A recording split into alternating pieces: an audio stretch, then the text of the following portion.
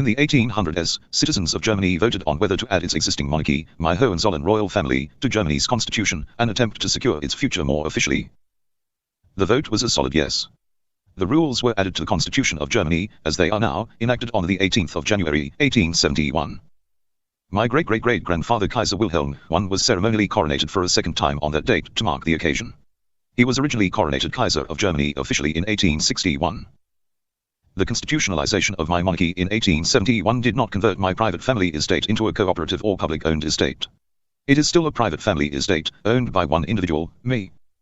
There was no dispute over which family was the monarchy of Germany as a whole prior to 1871, it was already my Hohenzollern Royal Family, with no alternatives. The document clearly stated a referendum amongst eligible German citizens could be held to decide whether to retain my Hohenzollern Royal Family as the constitutional monarchy, but stipulated a vote could only be held once per century.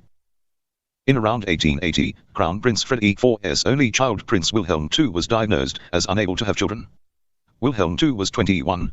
As a result, his uncle Prince Alois Hitler the Hohenzollern, the second and final eligible child of Kaiser Wilhelm I, was named heir to his nephew Prince Wilhelm II. Prince Alois' surname at birth was Hohenzollern, before he changed it to Hitler legally after his mother married and became Mrs. Hitler. Prince Edmund Hitler the Hohenzollern was born in 1886 and endorsed as next in line.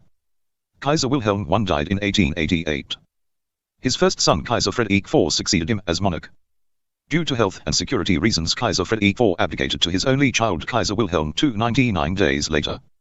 It meant that the other monarchy, Preusseun, was destined to become permanently defunct when Kaiser Wilhelm II died. For my monarchy only, Kaiser Wilhelm II's uncle became Crown Prince Alois Hitler the Hohenzollern. Crown Prince Alois was on holiday, at the time, with Princess Clara and Prince Edmund, in Gippsland, Australia. He was taking a break to recover from the death and state funeral of his father Kaiser Wilhelm I. Prince Adolf Hitler the Hohenzollern was born whilst they were on holidays in Mo. When they arrived back in Germany in late 1889, Crown Prince Alois was informed of his new title, and Kaiser Wilhelm II authorized his second eligible son as Prince Adolf Hitler the Hohenzollern. In 1897 Prince Edmund Hitler the Hohenzollern died, murdered in hospital aged 11. In 1899, Wilhelm II was Kaiser. Alois was Crown Prince. Prince Adolf was second in line. The only three left eligible to be monarch. Because the other monarchy, the Kingdom of Preusseun, was destined to become permanently defunct when Kaiser Wilhelm II died, the decision was made to allow that once-a-century referendum in January 1900.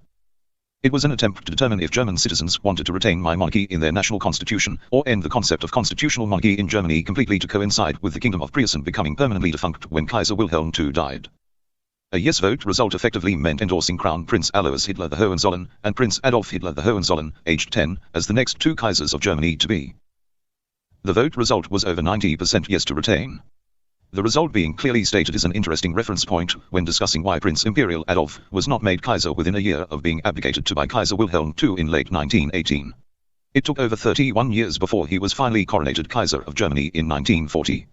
A long, arduous, and traumatic recovery from being wounded with a rudimentary machine gun during World War I, which took over half a decade for Adolf to recover from, was also a huge factor.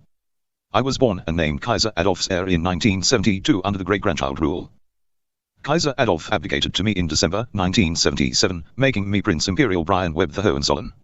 I was pre-authorized the additional title Prince Knight Hohenzollern, adding a Sir to my name, when I turned 18, in 1990. Kaiser Adolf died in April 1982, aged 93. He was living within 10 kilometers of my family home when he died. He was quietly buried next to his uncle Kaiser Frederick IV in Mo Memorial Cemetery, as he prearranged himself. A referendum was held again in January 2000 to ask if German citizens wanted me to be retained as their constitutional monarchy for another century. The vote was approximately 75% yes to retain, 25% to abolish. Succession procedure was started to me in October 2016 and is incomplete.